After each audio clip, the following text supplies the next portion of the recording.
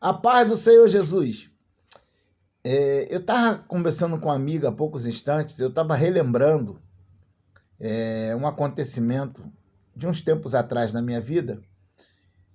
O assunto que eu estava falando com a minha amiga era sobre a verdadeira amizade. E, infelizmente, existem alguns cristãos, algumas pessoas que dizem que não existem amigos. Amigo só Deus. Realmente, amigo infalível só Deus, só Jesus. Mas aquele que acha que não existem amigos, ele está chamando a Bíblia de mentirosa. Porque Provérbio 17, por exemplo, diz: em todo tempo amo o amigo, e na angústia nasce o irmão.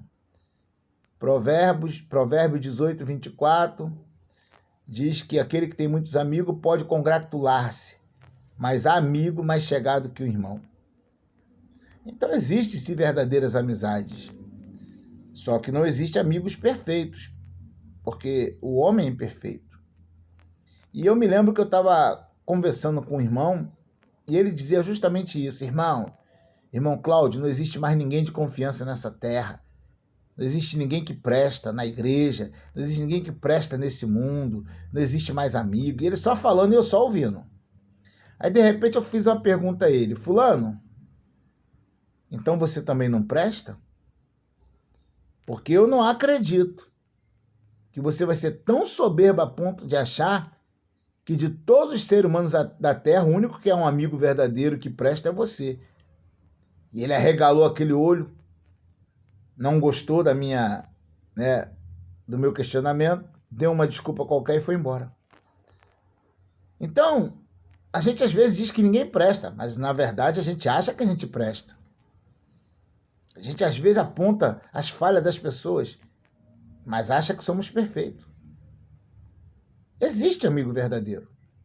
Existem homens e mulheres de Deus que, se ele sabe do teu problema, ele vai contigo até o fim da luta. Ele se esforça. Só que ninguém é perfeito. Os amigos de Jó, por exemplo, você já leu o que eles fizeram por Jó? Os interesseiros só aparecem no tempo bom, no tempo do banquete, no tempo das festas. Os amigos de Jó vieram até ele quando Jó não tinha mais nada para oferecer. Jó não tinha mais a sua riqueza, Jó não tinha mais a sua alegria. Imagina como eram as reuniões na casa de Jó antes dele passar pela prova que ele passou. Jó era um homem experiente de vida. Como devia ser bom estar sentado à mesa com Jó, ouvindo as suas histórias. Mas naquele momento que aqueles três amigos, Elifaz, Bildade e Zofar, vieram até Jó, Jó não tinha nada. Não tinha banquete, não tinha alegria. Isso são verdadeiros amigos. A Bíblia diz que eles ficaram 7 dias sem dirigir nenhuma palavra a Jó, em respeito à sua dor. Eles erraram depois com suas palavras. Tentaram convencer Jó do seu erro, quando na verdade Jó estava sendo provado por Deus. Mas Deus levou em consideração a sinceridade da amizade deles. Porque no capítulo 42 de Jó, no último capítulo do livro, Deus falou com os 3 amigos de Jó que era para Jó orar por eles para que Deus não os tratasse segundo a loucura deles. Por que Deus não fulminou logo os amigos de Jó? Porque Deus preza por uma verdadeira amizade. Deus ama alguém que se relaciona com o outro com sinceridade, com um coração verdadeiro. E foi o que aqueles amigos fizeram. Erraram porque não entenderam o propósito daquela situação. Mas a amizade deles era verdadeira. Então existem sim.